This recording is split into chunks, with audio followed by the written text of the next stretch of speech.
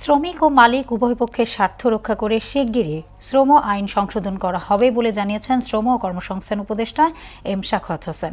বলেন, সংশোধিত আইনে শ্রম অধিকারের বিষয়টি প্রাধান্য পাবে। শামীমুজ্জামান চৌধুরীর রিপোর্ট।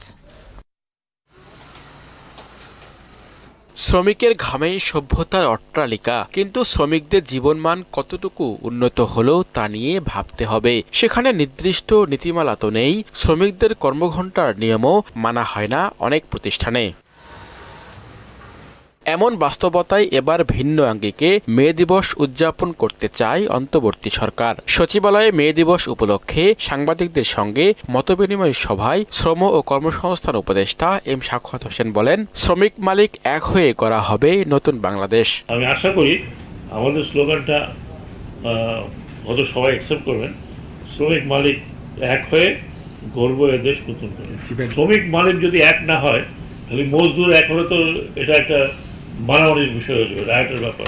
শিগগিরই শ্রম আইন সংশোধন হবে জানিয়ে উপদেষ্টা বলেন, শ্রমিকদের স্বার্থই প্রাধান্য পাবে। আমাদের এই সরকারের প্রচেষ্টা হচ্ছে যে হিউম্যান রাইট এবং ওয়ার্কার্স রাইট এটা যাতে সমুন্নত থাকে। আমি নিজেও আইগুলোতে গিয়ে এই কথাগুলো বলে আসছি। শ্রমিকদের এবং শ্রম আইন নিয়ে প্রতিদিনই আমরা কাজ করছি, অলমোস্ট এভরিডে।